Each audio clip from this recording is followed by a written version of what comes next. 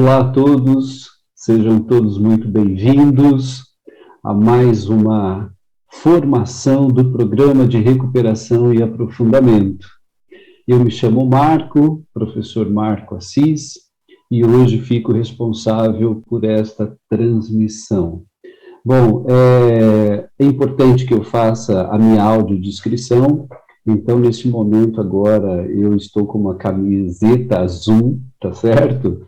Possuo cabelos pretos, olhos castanhos, uso óculos, e exatamente agora, por conta da transmissão e pensando em ter uma qualidade de áudio ainda melhor, estou ainda fazendo uso aqui de um fone de ouvido, tá bem?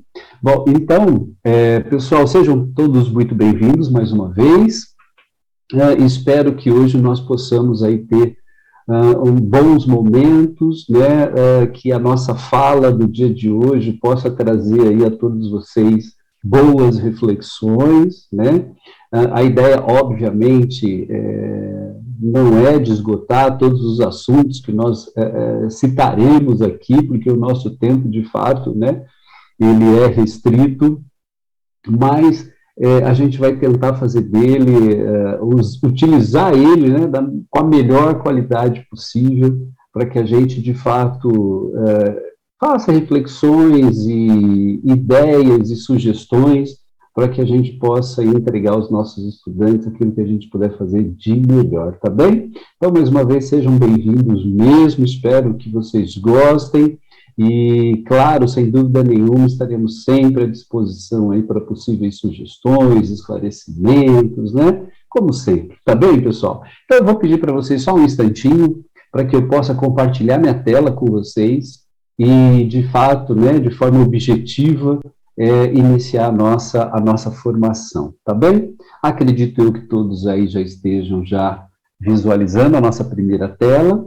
É uma tela basicamente de apresentação mesmo, né? Então, aqui possui aqui o meu nome, o componente curricular, né? Matemática. Não vamos nos esquecer que esse momento agora é para que a gente discuta ideias e sugestões, como eu disse anteriormente, olhando para o ensino médio como uma das etapas da educação básica, né?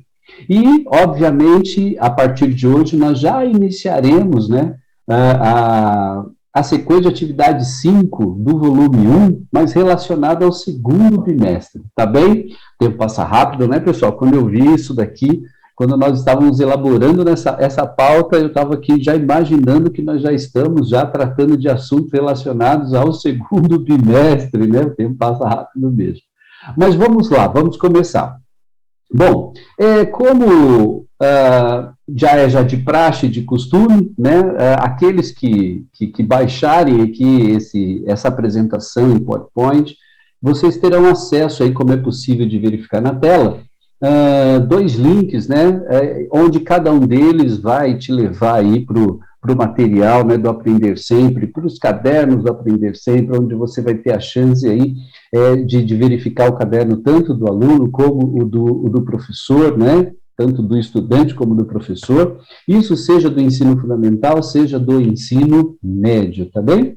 E para hoje, quais são os nossos objetivos, né? Basicamente, hoje nós elencamos 3 coisas aqui que nós gostaríamos de tratar com todos vocês.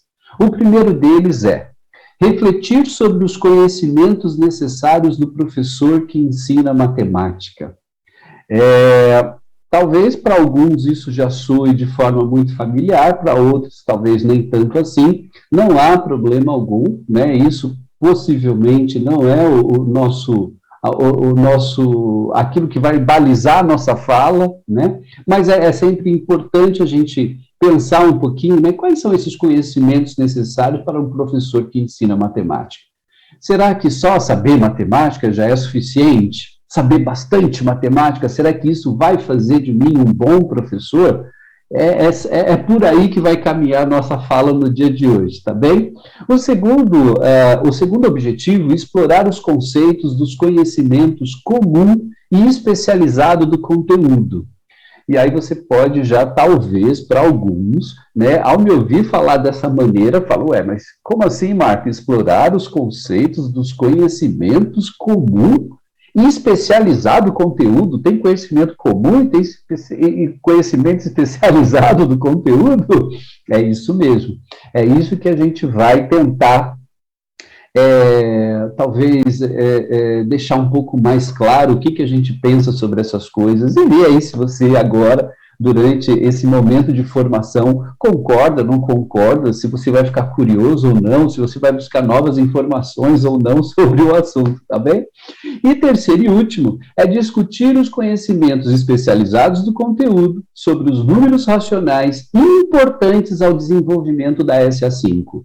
Tá bem? Então, a gente vai ter aí um momento um pouco mais, como já também de costume, nas transmissões, nas formações de etapa, a gente tem um olhar, assim, mais macro, né, para toda a etapa, e aí, claro, no sentido de trazer alguma exemplificação, a gente acaba se agarrando a um determinado ponto, seja da primeira série, ou da segunda, ou da terceira, muitas vezes são assuntos que permeiam as 3 séries, né, mas isso é muito relativo. Então, desta vez, nós trataremos aí alguns aspectos, né, sobre os números racionais, já que entendemos também que eles são fundamentais, pensando no programa de recuperação e aprofundamento, para que os nossos estudantes prossigam aí na sua vida acadêmica, né, da educação básica, tá bem? Então, vamos lá, pessoal. No primeiro momento que nós vamos ter aqui, ele basicamente vai ser refletindo sobre os conhecimentos necessários do professor que ensina matemática. Então, de fato, eu já dei uma certa introdução sobre o assunto, né? Mas eu acho que a primeira coisa que vem na cabeça, né? E tem isso, isso existe, é necessário que a gente tenha um olhar para isso. Vamos pensar um pouquinho? E daí, lá no final da nossa apresentação, quem sabe a gente consiga aí chegar numa resposta um pouco mais objetiva para esse tipo de questionamento, tá bem?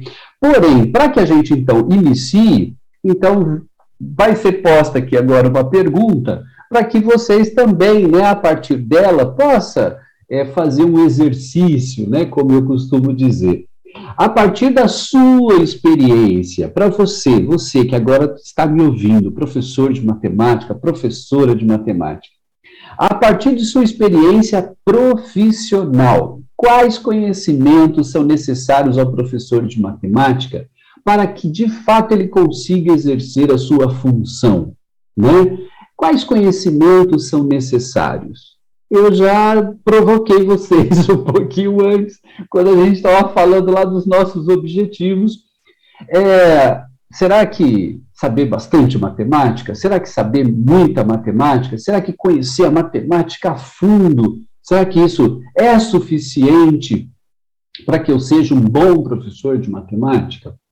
Eu acho que essa é a primeira. Eu acho que a gente, pensando um pouquinho nisso, a gente já vai no cerne da questão, né? Acredito eu, que muitos de vocês, talvez, estão agora nesse momento, ainda que mentalmente, me respondendo, né? Falando, não, Marco, não basta saber só matemática, porque existem outras habilidades, outras competências que eu preciso ter para que eu possa, então, exercer a minha função de professor, né? De forma muito, como é que eu posso dizer, com bastante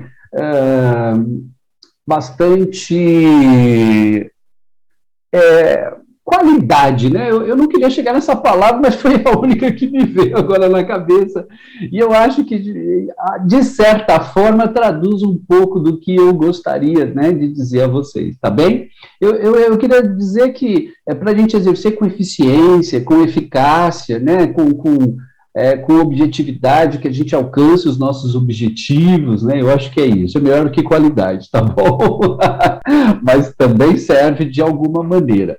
E aí, então, pessoal, eu gostaria muitíssimo, assim, podendo, né, havendo a possibilidade, que vocês fizessem um registro da maneira que vocês preferirem, assim, mas sobre isso, né, sobre essa ideia, ainda que seja sim ou não, Porque às vezes a gente fala sim, ok, se a gente fala não, a gente fala por que não, né? Além desse conhecimento que o Marco está cogitando, quais seriam os outros? Mas tem outros? Talvez isso não esteja disponível na nossa cabeça, mas não é nenhum problema, porque a gente vai discutir sobre isso ainda hoje, tá bem? Então vamos lá, pessoal. Teoricamente, nós temos assim um autor, né, que trabalhou muito com essa ideia de quais conhecimentos seriam necessários ao professor. E aí, no caso dele, ele fez isso para o professor de um modo geral, ele não olhou de forma específica para o professor de matemática, que foi o Lee Schumann. Ele elencou pelo menos 3 grandes conhecimentos necessários ao professor de um modo geral. O primeiro deles é um conhecimento do conteúdo. Sim, é necessário. No nosso caso, para o Schumann, a gente tem que saber bastante matemática para ser um bom professor de matemática. Mas não é só isso. Ele também aponta para o conhecimento didático do conteúdo, ou seja, para cada conteúdo eu consigo elencar aspectos didáticos e que são fundamentais, importantíssimos para que eu consiga desenvolver a minha atividade. E ainda mais, Lee Schumann ainda traz o conhecimento curricular. É necessário que eu conheça o currículo. É necessário que eu conheça o currículo. Porém, o Schumann fez isso pensando na atividade docente, vamos pensar assim, independente de qual disciplina, de qual área, de qual eixo, de qual especificidade que nós estamos falando, tá certo? Ele elencou esses 3 pontos e que, de fato, acredito eu, que olhando com um pouco mais de cuidado, todos nós concordamos de alguma maneira, né, com as ideias de Schumann. Então, é acreditado a este pesquisador essas 3 categorias sobre o conhecimento do professor, tá bem? Então, você saber bastante a sua disciplina, você ter pleno domínio, né, do conteúdo que você vai ensinar, isso, de fato, aumenta, assim, de forma vertiginosa, né, a possibilidade de mediação realizada pelo professor, né, por todos nós, na realidade, do conhecimento e o estudante, fazer essa mediação. Então, isso sem dúvida nenhuma. E a falta disso também tem lá o seu preço de alguma maneira, né? O oposto, ele também vai trazer obstáculos, vai trazer dificuldades, etc. e tal. O conhecimento didático do conteúdo, basicamente nessa categoria estão inclusos, né, podemos dizer assim, a ideia de como fazer, de como ensinar, do porquê, qual seria uma maneira mais fácil para que os estudantes possam assimilar tais conteúdos, tais assuntos, né? Como é que eles constroem, né, o conhecimento deles de alguma maneira, né? E, sem dúvida nenhuma, a ideia do conhecimento curricular, né? O conhecimento curricular diz respeito ao conjunto de conteúdos que devem ser ensinados em determinados níveis de escolarização, e a variedade de recursos didáticos, né, possíveis de serem utilizados ali para aquela aprendizagem pretendida, tá bem? Então, você ter essa ideia desse currículo, na nossa linguagem aqui, talvez nós pudéssemos pensar, né, eu vou trabalhar agora com função quadrática, muito bem, mas por que essa função quadrática aparece nesse momento? Qual é o papel dela neste momento e qual é o papel dela posteriormente a esse momento? O que vai vir depois que eu tratar da função quadrática? E ainda vou mais, né, o que veio antes, né, porque senão dá-se muitas vezes a impressão que a gente tá sempre retomando determinado assunto e muitas vezes recomeçando ele ali do zero, como os nossos estudantes nunca tivessem visto aquilo. E a gente sabe que não é verdade, sobretudo num currículo que a gente imagina, né, que a gente elabora ele de alguma maneira, aonde a gente vai revisitando os conteúdos, né, quase que de forma aí, em espiral, né, como às vezes a gente costuma a dizer. E aí, então, pessoal, isso foi o que Lee Schumann trouxe para a profissão docente, para o fazer docente, tá certo? Para o nosso fazer de um modo geral, mas sem olhar com grandes objetividade para o professor de matemática. E aí, o tempo foi passando, as pesquisas em educação matemática foram acontecendo, e aí veio, então, uma pesquisadora americana também, Deborah Ball, tá bem? Deborah Ball, líder de um grupo de pesquisa, Então, a gente até costuma dizer Débora Boll e seus colaboradores, porque é um grupo de pesquisa, né? Ela, sim, pensou nos conhecimentos especializados do professor de matemática de forma objetiva, ela não olhou mais para ninguém, a não ser para nós, para os professores de matemática, tá bem? E para isso, então, ela dividiu em dois grandes eixos, o conhecimento do conteúdo da disciplina e conhecimento pedagógico do conteúdo.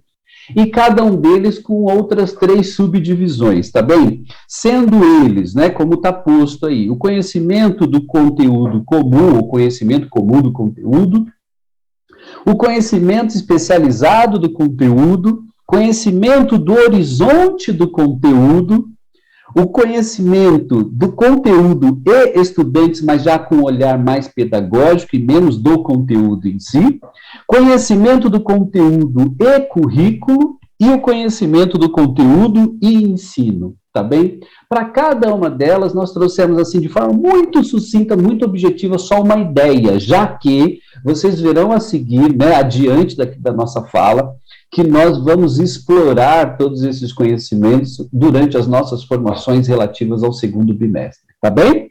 Então, vamos lá, esse conhecimento comum é tido como aquele conhecimento que qualquer pessoa possui, grosso modo falando, qualquer pessoa que passou por um processo formativo e que cumpriu todos os requisitos, ele possui. Então, dizer, por exemplo, você tem 5 menos 2, e se lá o resultado tiver 4, grosso modo, qualquer pessoa ali, né, que possui um conhecimento comum daquele conteúdo vai dizer, não, isso aqui está errado, porque 5 menos 2 não dá 4, vai dar 3, então ele sabe distinguir. Isso é o que nós chamamos de conhecimento comum. Ele tem que fazer uma somatória, ele tem que fazer uma adição, uma subtração, uma multiplicação, não no sentido, ele pode até fazer coisas mais avançadas, pensando em ideias matemáticas, mas não está no grau disso, está na usabilidade, ele sabe fazer, ele sabe resolver, ele sabe até dizer se está certo, se está errado alguma coisa, mas esse é o que nós entendemos como sendo, ou melhor, a Débora Boll entende como sendo um conhecimento comum do conteúdo. Já o conhecimento especializado refere-se ao conhecimento matemático, né, de quem ensina, né, para quem ensina, né, aquele conhecimento que você precisa ter matemático quando o seu desejo é ensinar outra pessoa, né, aquele conteúdo. E aí a gente sabe que só fazer, ou fazer por fazer, ou fazer e não saber o porquê que faz daquele jeito, isso não é bem útil na hora que a gente vai pensar em ensinar, tá bem? O conhecimento do horizonte do conteúdo refere-se ao conhecimento matemático ordenado, né?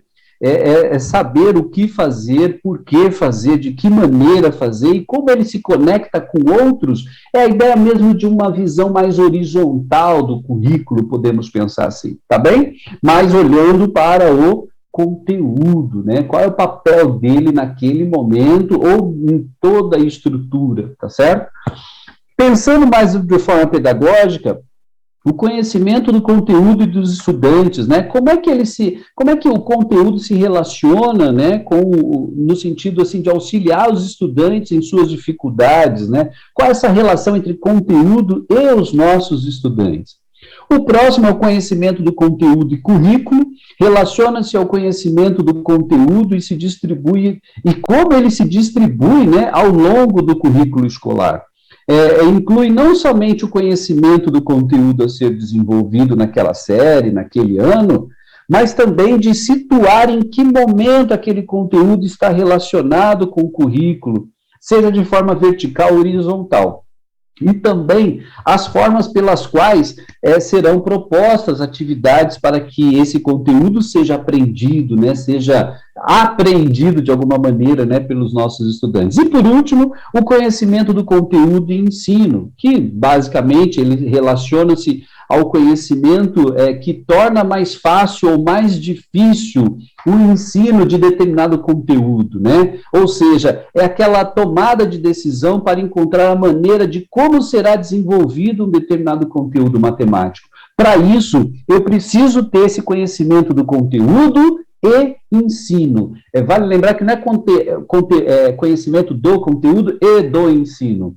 Não, aqui a gente entende isso como uma única coisa, é um conhecimento do conteúdo e ensino. Como é que aquele conteúdo se relaciona com o ensino, tá bem? E aí, como eu já havia adiantado, no nosso roteiro formativo para o segundo bimestre, nós teremos aí o conhecimento comum e especializado do conteúdo que a gente vai ver um pouquinho mais aprofundado hoje.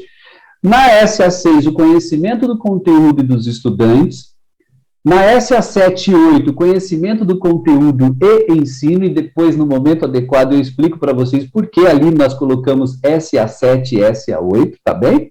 E, por último, conhecimento horizontal e do currículo, também na SA7 e SA8 de etapa, tá bem? Então, pessoal, isso daqui vai ser aquilo que a gente pretende desenvolver com todos vocês durante o segundo bimestre, a fim de que a gente possa responder perguntas como aquelas iniciais que nós tivemos, quais conhecimentos que eu preciso ter, quais conhecimentos que eu preciso desenvolver de alguma maneira, se é que eu já não possuo, ou talvez em graus diferentes, né? Eu preciso talvez melhorar um ou outro, enfim, não importa. Até mesmo para que a gente tenha, assim, cada vez mais clareza, né? Desses conhecimentos e quais são os momentos de mobilizá-los, né? De alguma maneira.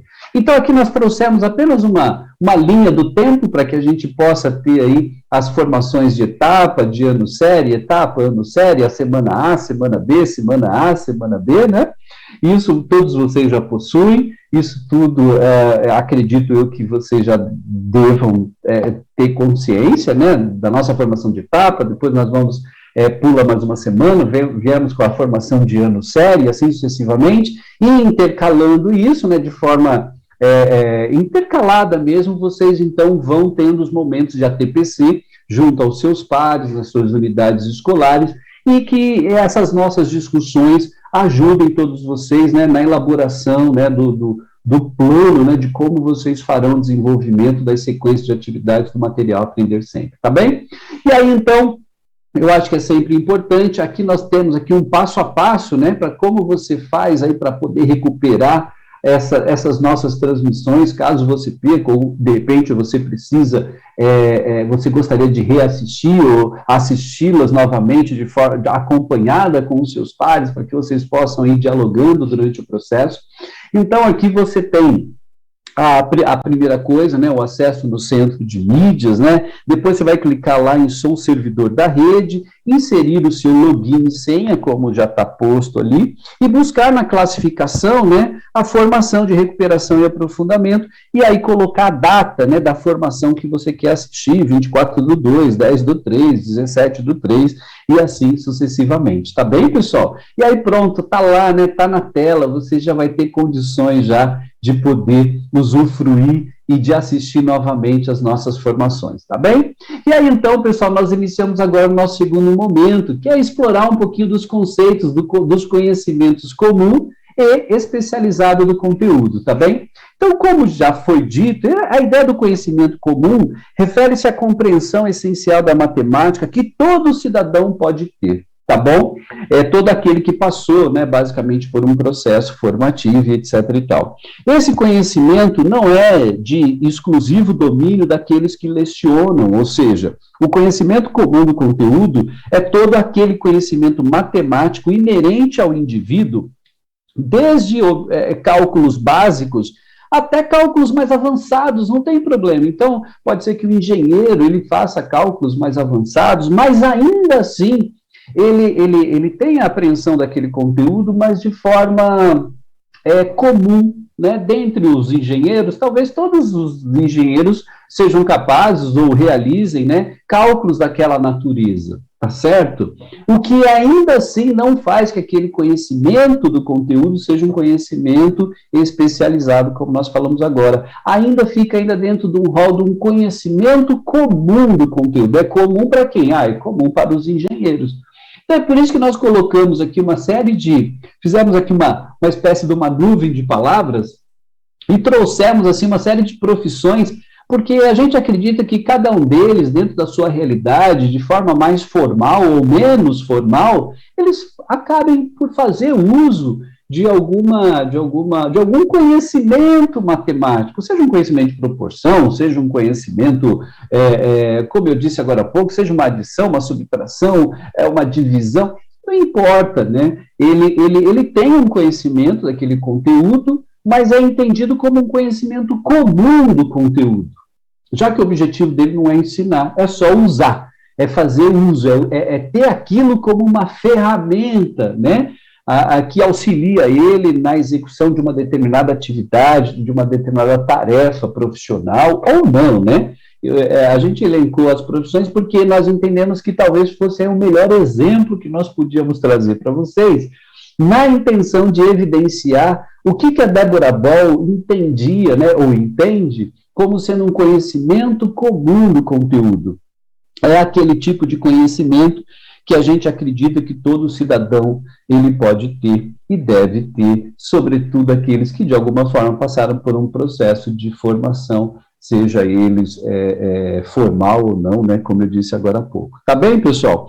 Então, ainda que sejam cálculos mais avançados, isso é importante a gente ter clareza, né, mas que são de alguma forma cotidianamente aplicados ali pelos profissionais de distintas áreas ou áreas iguais, não importa, é tido como um conhecimento comum do conteúdo, tá bem? E aí, então, nós entramos na outra ideia, tá bem, Marco, entendemos aqui o que é um conhecimento comum. Conhecimento comum é aquele conhecimento que, basicamente, as pessoas possuem, né, a fim de resolver alguns problemas do cotidiano, algumas coisas do dia a dia, ou que ele até faz isso de forma rotineira, né, seja na profissão, na vida pessoal, enfim, não importa, tá bem? Mas e essa ideia do conhecimento especializado do conteúdo? O que é isso? Vamos lá. Diferentemente do anterior, do conhecimento comum, é de atribuição exclusiva da prática docente, pessoal. Então, esse conhecimento especializado do conteúdo é um conhecimento que, em tese, só nós, professores de matemática, temos.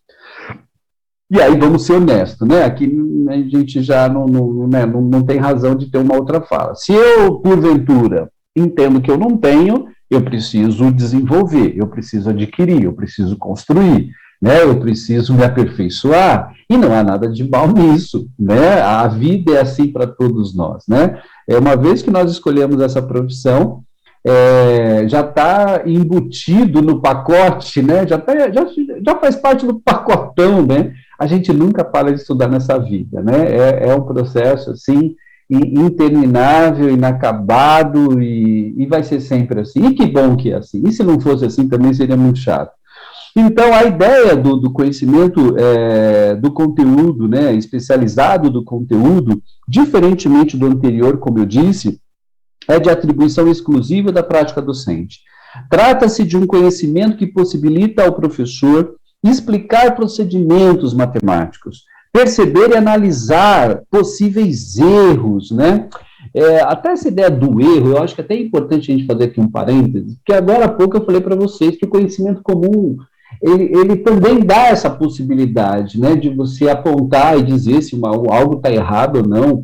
Você tem um conhecimento comum de equação de primeiro grau. Ah, muito bem. Aí você pegou uma resolução de uma equação de primeiro grau e você viu ali que o valor encontrado para a incógnita não condiz com, né, a igualdade que foi dada inicialmente. Bom, alguém que tem um conhecimento comum, ele vai dizer se aquilo está certo ou se aquilo está errado. E ele não vai ter mais repertório além disso. Ele até consegue dizer se está certo ou está errado, mas ele não vai conseguir repertório para avançar nessa sua análise. Já aqueles que possuem o conhecimento especializado do conteúdo, nesse caso nós, professores de matemática, nós temos a condição de dizer se aquilo está certo ou errado, tá certo? Isso é ponto pacífico, mas a gente ainda vai além. A gente ainda consegue ter algumas alternativas das razões que levaram aquele sujeito, seja lá quem for, ter feito ou ter resolvido ou ter encontrado o valor inadequado daquela incógnita. pensando numa equação de primeiro grau, uma coisa muito simples da gente poder aqui dialogar entre nós, tá bem? Então, nós temos condições de olhar para aquela resolução, de olhar para aquilo que foi feito, dizer se está certo ou está errado, obviamente, mas a gente ainda vai além. A gente ainda tem condições de olhar para aquilo e criar e de entender, muitas vezes, de forma muito objetiva. Eu acabo tentando ser um pouco mais leve na minha fala, porque a gente sabe que existem situações de N maneiras. Mas, normalmente, você pega a resolução do seu estudante e fala, puxa vida, ele ainda não entendeu tal coisa. Ele não entendeu tal coisa de forma que ele acabou chegando nessa resposta, que está equivocado, que está errado, e não há nenhum problema nisso, faz parte do processo. Mas você consegue, além de dizer certo ou errado, você ainda consegue apontar razões, motivos, incompreensões, ainda o que está faltando ali para que ele consiga desenvolver aquilo de forma correta, por assim dizer, tá certo? Então, esse conhecimento especializado do conteúdo, ele traz para nós essas possibilidades. Então, na hora que eu vou elaborar justificativas para esclarecer dúvidas dos estudantes,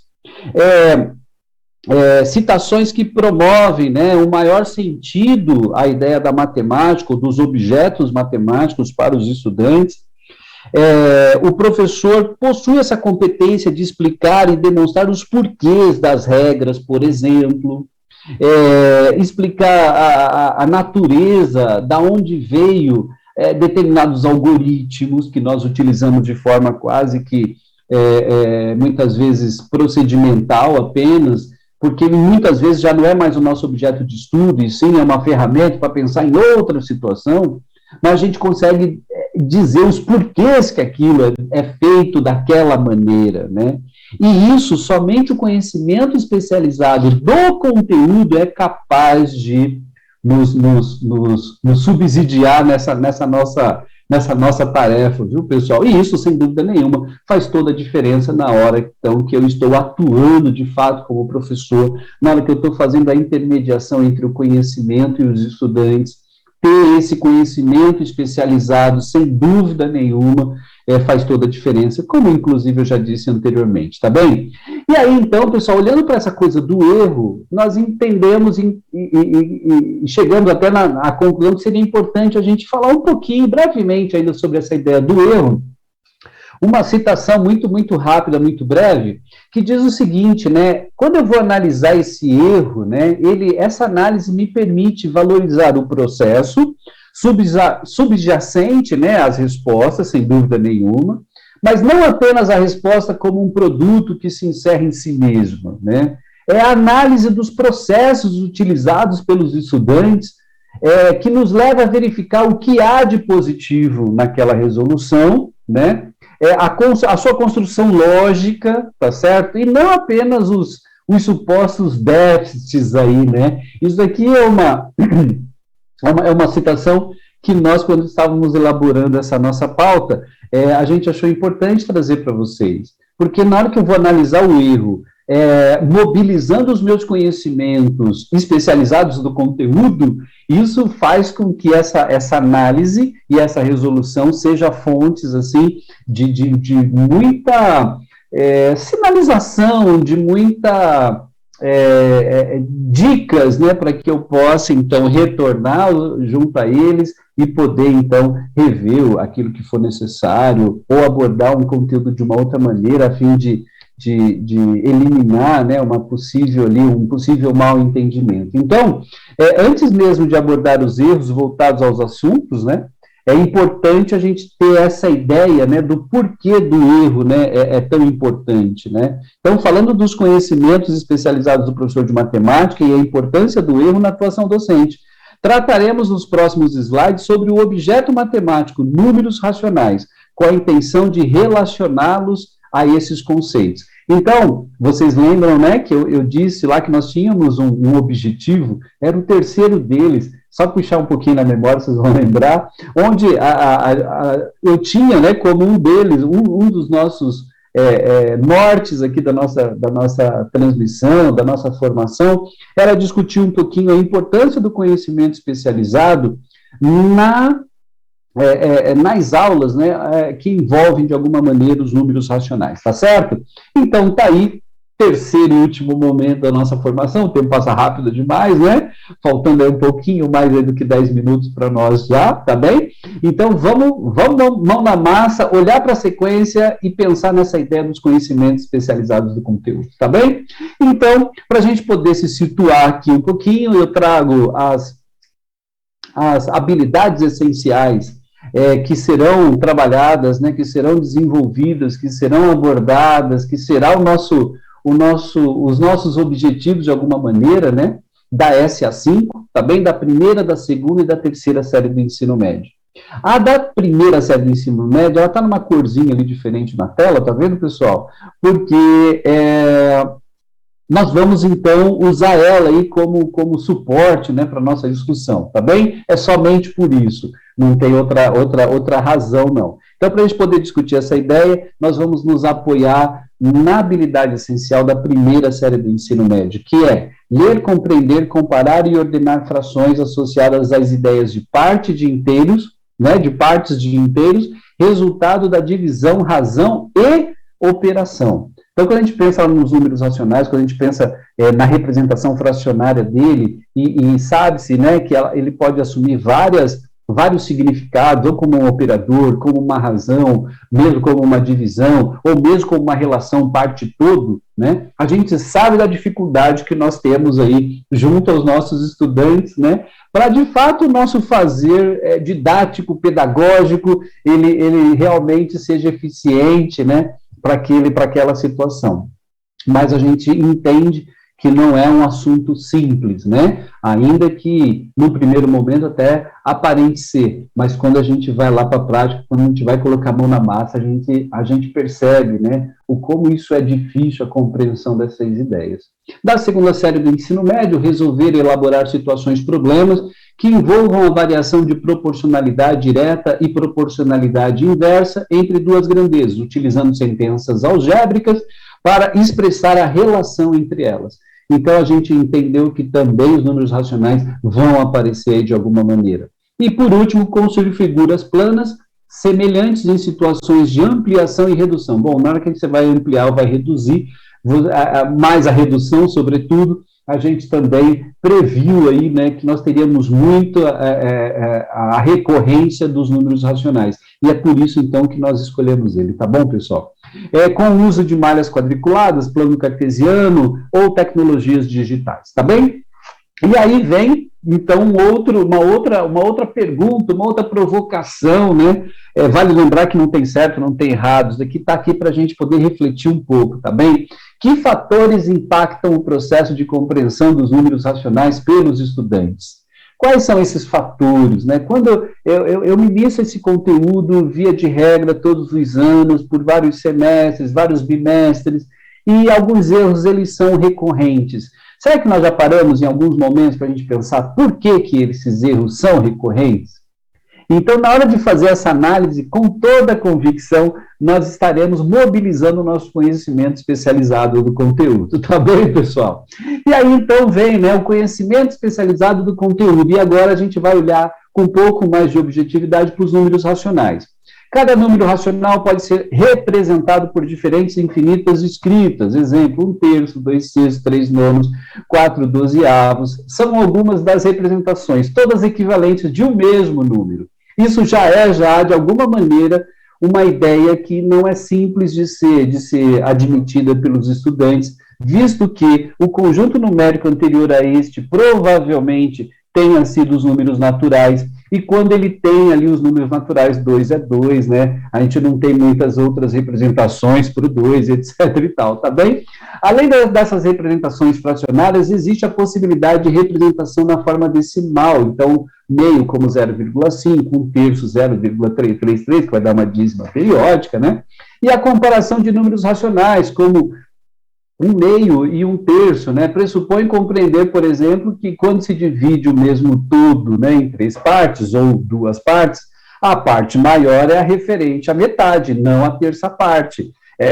Mas, muitas das vezes, os nossos estudantes acabam indicando que 1/3 é maior do que 1/2. E aí você fala, poxa vida, por que isso? Né? Por que ele está fazendo isso? Né? Porque, basicamente, o 3 é maior do que o 2. Né? Se o 3 é maior do que o 2, então 1/3 vai ser maior do que 1/2. E tudo isso são assuntos, são questões que a gente precisa, né, cada dia mais, olhar isso com bastante atenção. E aí um quarto item, né, a comparação de números racionais, né, escritos na sua forma decimal, então 0,5 e 0,25. Por exemplo, quem é maior do que quem aqui? É o 0,25 ou o 0,5? Quem é maior do que quem aqui?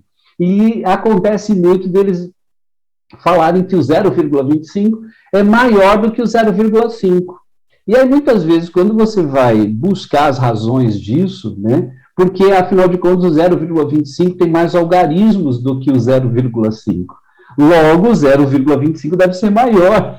Então, e aí eu penso agora, né, de que maneira eu poderia mobilizar o meu conhecimento especializado no conteúdo, a fim de explicar isso a ele, a fim de fazê-lo refletir sobre esses julgamentos, né? E aí, quem sabe, melhorar, né, essa sua compreensão. Na quinta e última, na sequência de números naturais, né, falamos em sucessor e antecessor. Já para os números racionais, isso já não faz muito sentido. E é muito comum eles estabelecerem, né, uma ideia de quem é o antecessor, quem é o sucessor, e muitas vezes de forma equivocada também. Então, pessoal, para a gente poder finalizar um pouquinho essa nossa ideia, estamos chegando já no final, nosso tempo é curtinho, mas espero muitíssimo que as nossas ideias e que a nossa fala tenha, de alguma maneira, né, mexido ali com a gente, trazido algumas reflexões, algumas provocações, que não vão parar por aqui, obviamente, que nós teremos ainda as transmissões aí de ano série, tá bem? Então, nessa formação, de fato, foi possível observar os vários conhecimentos necessários para a prática docente, né, sobretudo agora olhando para o professor de matemática, já que a Débora Boll nos agraciou, né, com esses estudos e que existem várias teses, várias dissertações, vários artigos, né, que são escritos e várias pesquisas em educação matemática que usam, né, como base teórica, né, as ideias da Débora Boll junto com o seu grupo. Por questões didáticas, optamos nesse primeiro momento por discutir a importância do conhecimento comum e do conhecimento especializado no conteúdo, então, óbvio, não daria para falar de todos eles, mas nós vamos gradativamente, né, nas próximas transmissões, trazendo essas ideias.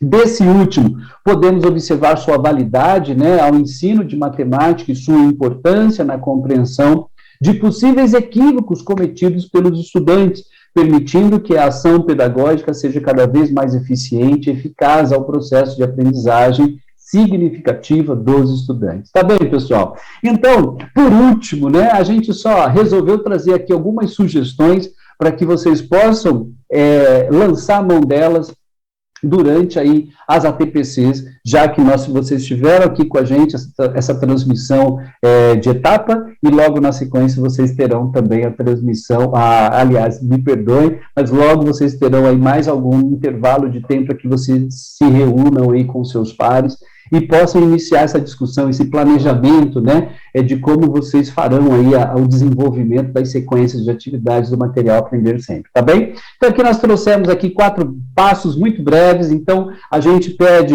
uma sugestão é que vocês se reúnam com os seus pares e olhando para a SA5, comecem a elencar possíveis erros, né, relativos àquele conteúdo proposto e que normalmente é encontrado, utilizando os conhecimentos comuns especializados do conteúdo, buscar identificar quais, né, conhecimentos levam aí os estudantes a cometer, né, tais erros, né, quais os motivos que levam os estudantes a cometer tais erros, elaborar estratégias a partir do conhecimento especializado do conteúdo que possam auxiliar os estudantes na compreensão do objeto matemático, e buscar na SA5 atividades, situações, problemas que possam auxiliar na compreensão dos números racionais. Como? E aí a gente traz aqui algumas sugestões: significados de frações, reconhecimento de quantidades menores que a unidade, comparação e ordenação dos números racionais e a relação entre as representações decimal e fracionária de um mesmo número